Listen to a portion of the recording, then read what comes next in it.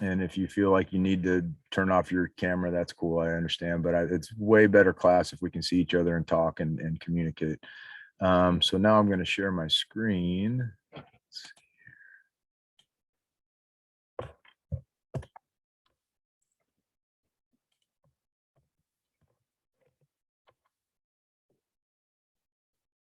It's safe to say a few people.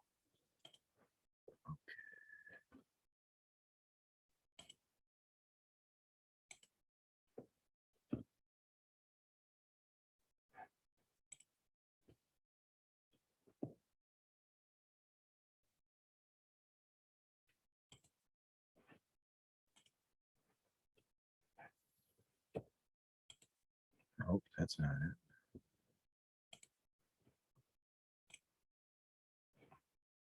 Sorry, you guys. It's my first day of class too in a while.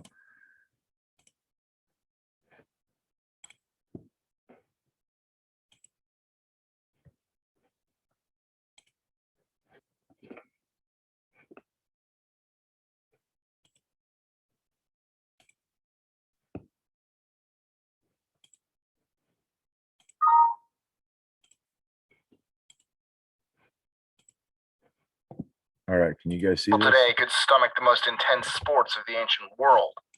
Although these days we have our fair share of intense sports, in the past, people really didn't hold back. As a matter of fact, many of the sports we have today find their roots somewhere on this list.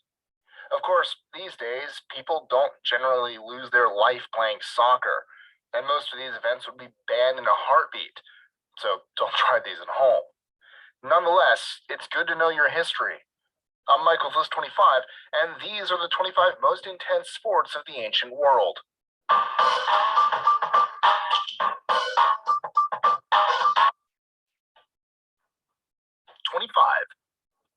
Pankration.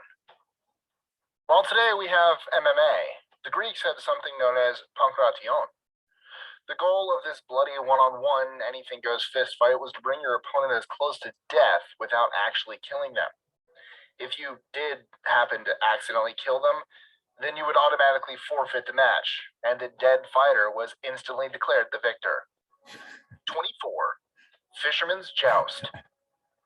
Imagine two groups of guys each hopping into their boats, rowing out into the Nile, and proceeding to beat the crap out of each other with their oars. Like the Roman gladiatorial games, this often took place in front of the pharaoh, and often the bloody mess would entice crocodiles and hippos to enter the fray. 23. Venatio. It's hard to say whether this ancient death match was worse for the slaves or the animals recruited to fight them. In fact, the Romans were so intrigued with pitting humans against animals that on the inauguration of the Colosseum, over 9,000 beasts were killed. Very often, however, the humans met a similar fate. 22. Chariot races. Although NASCAR certainly has its dangers, chariot racing was little more than a death match with a finish line. In fact, it was almost impossible to win without being seriously injured, and life expectancy of most racers was incredibly low. 21. Nguni stick fighting. One of the few sports on this list that's actually still practiced today, the name of this game just about sums things up. The Zulus would essentially beat the crap out of each other with sticks. Although people seldom died, the participants would often walk away with numerous scars that they would wear like badges of honor. 20. We have big news. Okay. Kellogg's Cinnamon Roll Frosted Mini Wheats.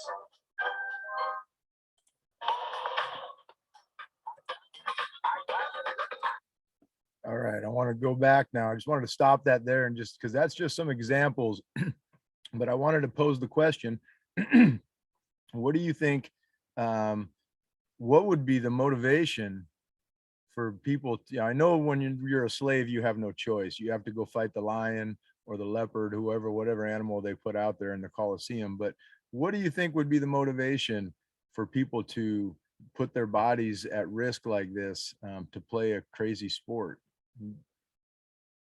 What are some of what's the lure? Entertainment, or I guess winners could become famous, or some type of advantage to winners. Okay, that's a great example. What else? Do you guys think of anything else? Like what would motivate somebody to want to do that? You know, you got this guy, he's a farmer and he's just living his life, and all of a sudden he decides he's going to go joust on a boat for a death match.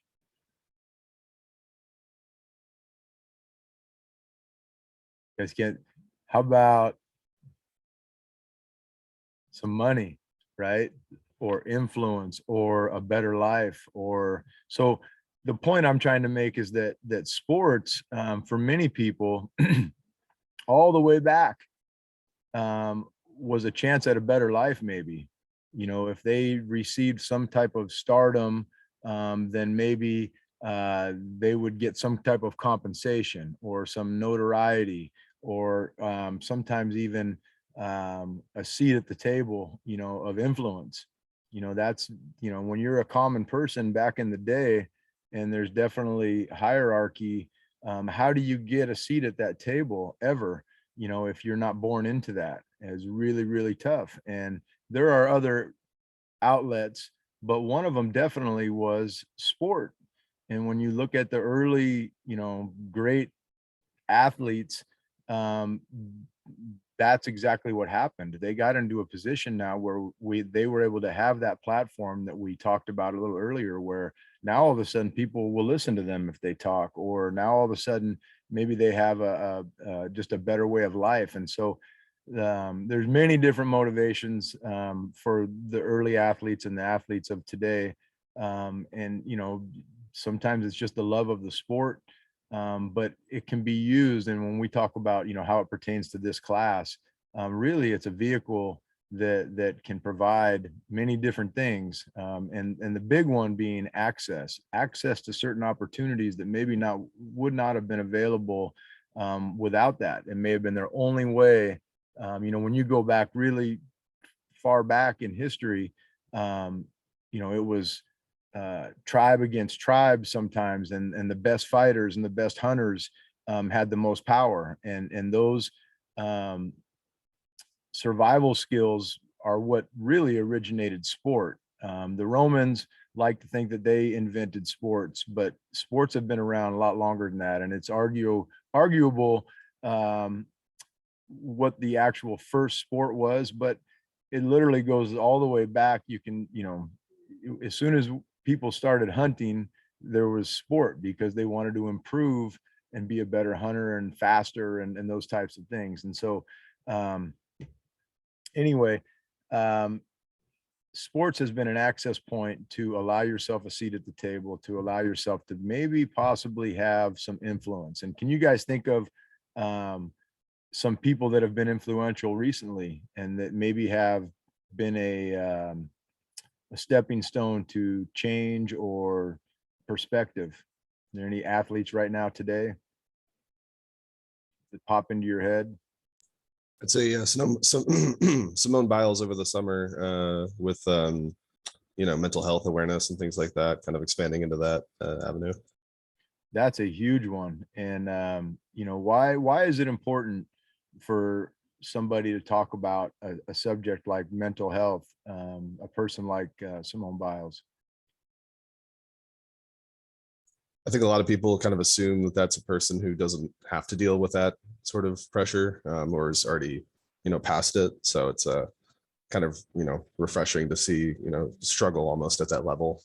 Not refreshing, but you know what I mean. So Yeah, well, and yeah, I agree. And there's the other side of that, or another side of that, is also the you know, the fact that it chips away at the stigma of mental health.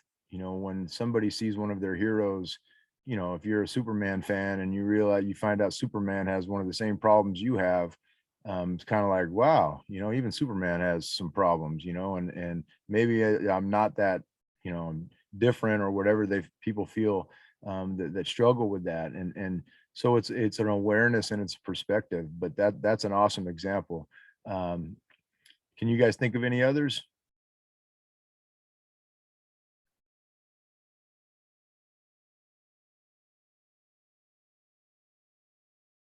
Well, let's go back then and talk a little bit more about Simone Biles.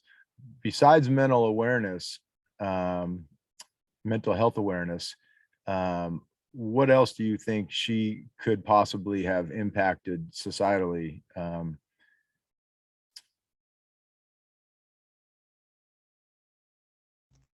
Racial equality in sports. Okay, that's great. Racial equality in sports, gender equality in sports, um, for most people, if they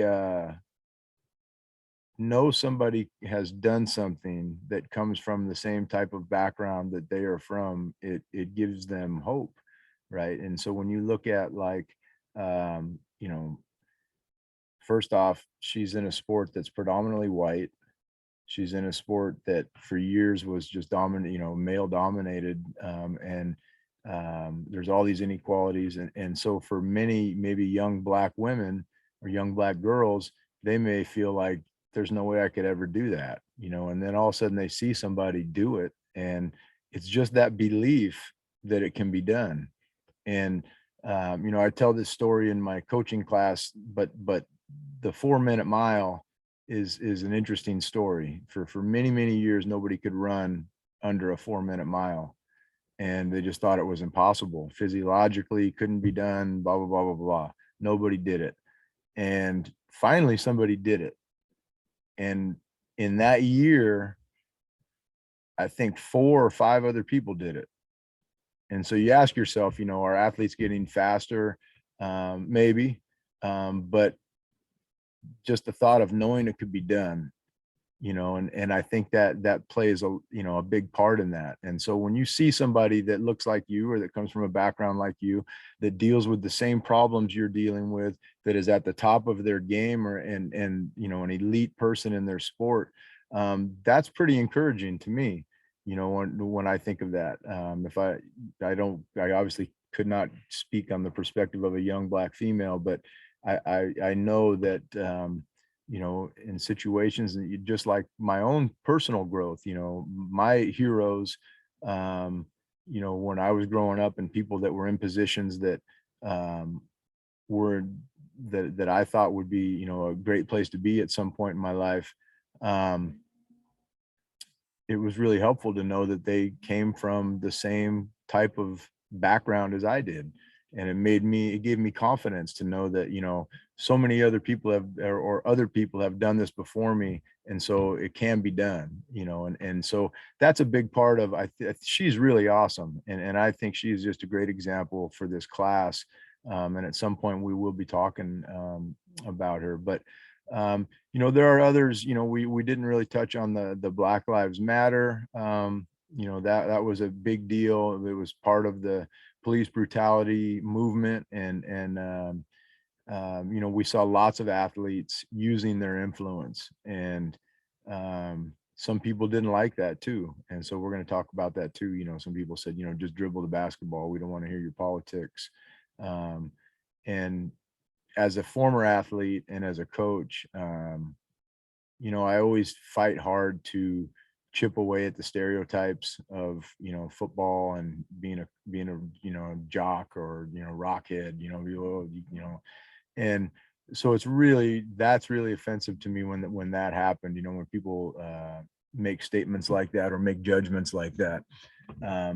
But that's the world we live in right now. And so we're seeing more than ever athletes speaking their mind and using their seat at the table to try to create some types of change.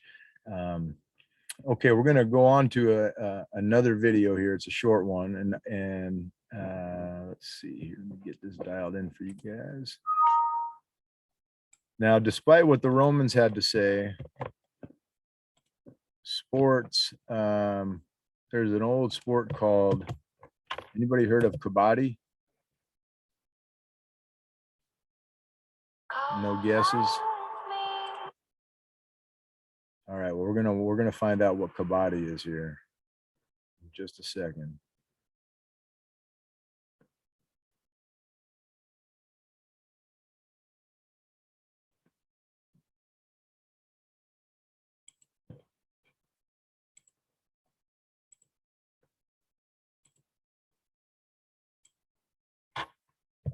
we're not going to watch this entire video because it's about 15 minutes long. We're just going to watch a little bit of it. I'm going to share the screen here in just a second.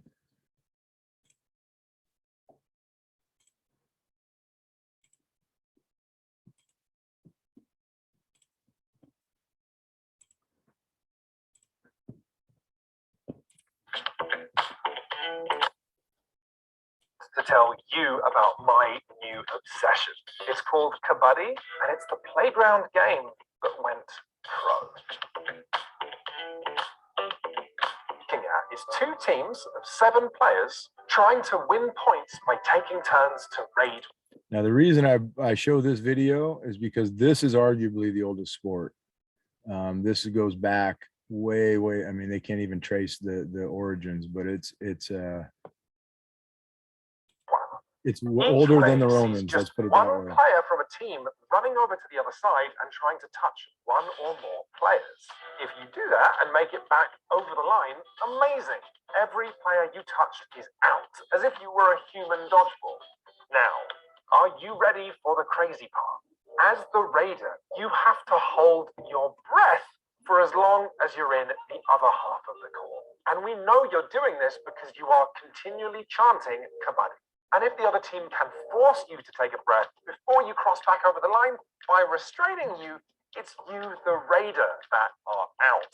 So if we're still thinking of this like dodgeball, it's as if the dodgeball is slowly asphyxiating. You want to touch someone, anyone, but look how good defenders will lure the raider deep into their half. As a raider, you have to constantly be thinking about your escape plan, because the moment you don't, the moment you get a bit too deep, get a bit too cocky, wham! I love it. And what's delightful here is that there are different styles of raider, and all of them could have come from professional wrestling. There are huge guys who are probably going to walk back over the line no matter how many defenders they have to drag with them. But there are also high-flying little guys who perform cinematic jumps with fantastic regularity. But Kabaddi is just as exciting when you're thinking about it from the perspective of the defense. For the defenders, the game is all about supernatural teamwork, where you guys have to decide, as a hive mind, when to go in for the kill. Watching pro Kabaddi defenses is like watching a bear trap climb shut. The defense is still, they hold back, they hold back, they hold back until bam! 800 pounds of professional athletes launching out to pin you.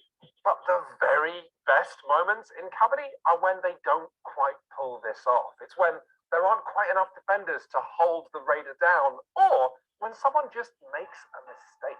You'll get a defender charging in like a killer, but then realizing at the last second that this isn't going to work. And then they have to fling themselves away from the raider so they don't so much as brush a finger against them.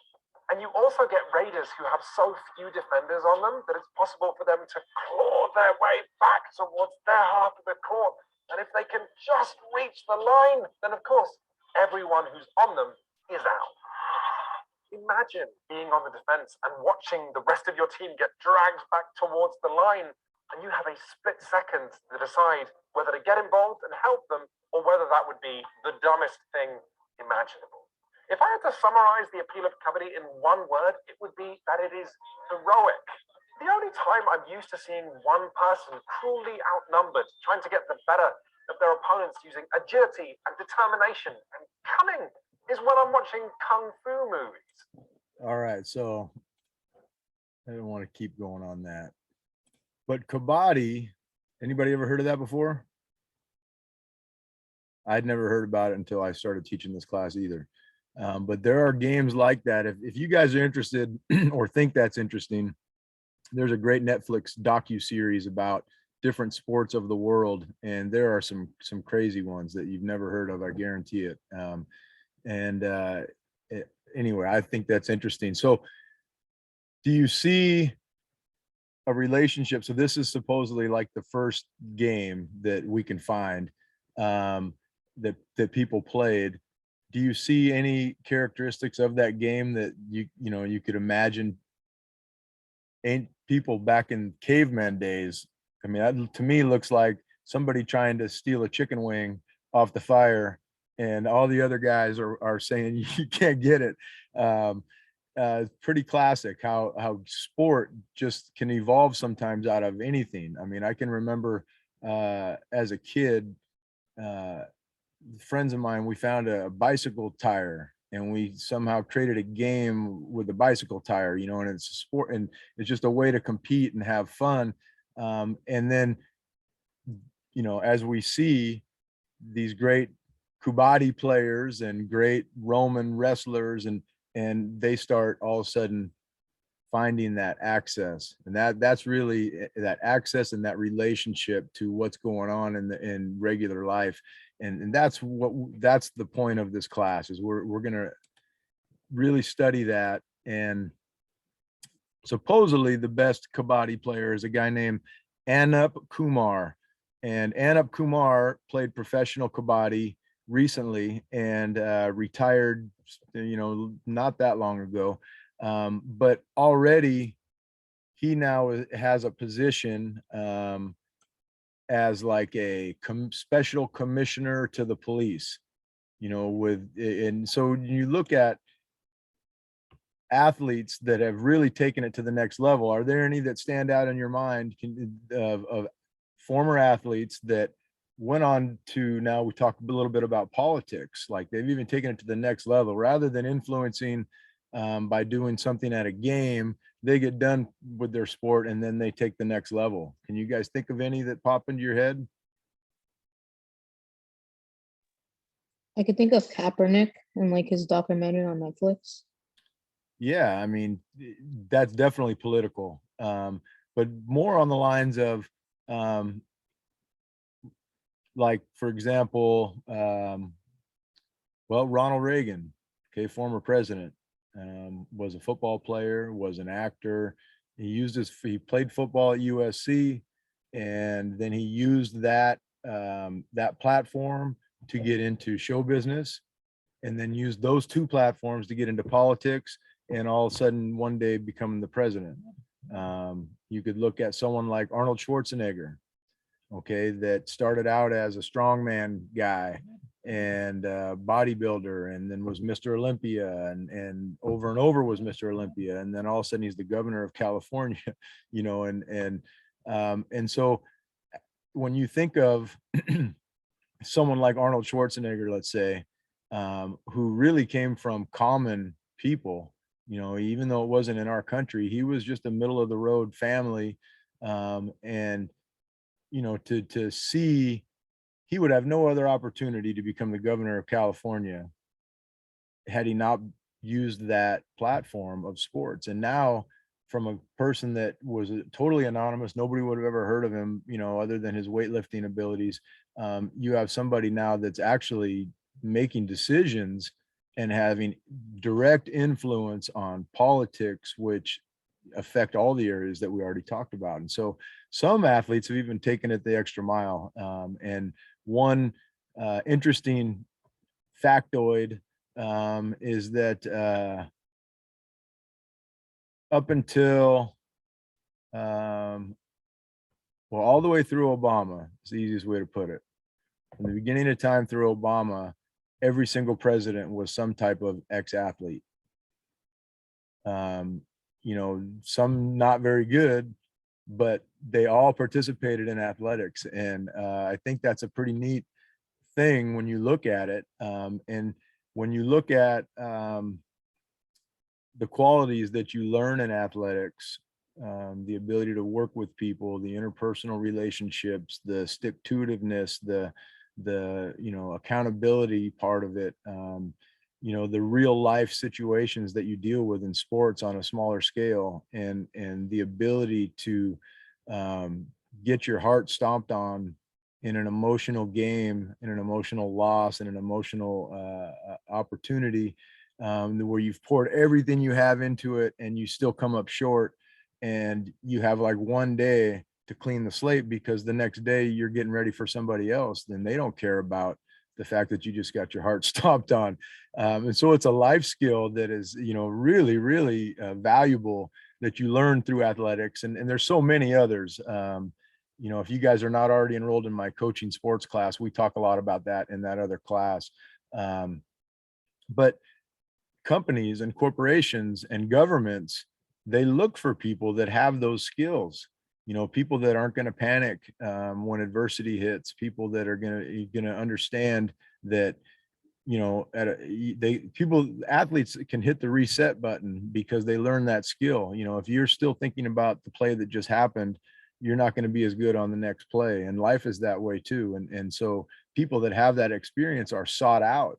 And many times I know many corporations that they have headhunters that look for ex-athletes to be in their companies because they know they possess those skills.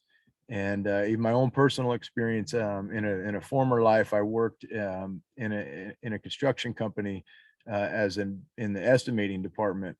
And after working there for about, I don't know, 6 months and getting to know everybody, I realized that just that every single person that worked in that office was an ex football player. And one guy played for the Chicago Bears, one guy went to college at Oregon, one guy, when I got to know all these guys. And so I asked the owner, I said, well, is it by mistake or by design that everybody that's here played college football and some even beyond in the NFL? And he said, no, it's totally by design. He said, this business is so cutthroat. And when you pour your heart and soul into bidding for a multi-million-dollar project and you don't get it, you don't have time to cry about it. You're already on to the next bid and the next bid and the next bid so that you can get jobs and generate income. And so the skill set crosses over really well. And another area where they literally look for college athletes, ex-college athletes, is in pharmaceutical sales, believe it or not. That is one of the hugest industries using athletes because of the interpersonal skills. And so there's so many lessons in athletics, and I'm not going to get into that because that's not what this class is about. But that's what, that's how these great athletes are able to get that seat at the table, and that's how they are able to start having some type of influence. And so as we move forward in this class, we're going to be studying eras in time. So we're going to start out with our assignment next week. This week's assignment's already, I'll be sending that out after the Zoom lecture, and some of you have already seen it. But very soon we're going to start with a 10-year period of time, and we're going to work our way all the way up to where we are now, 2020s.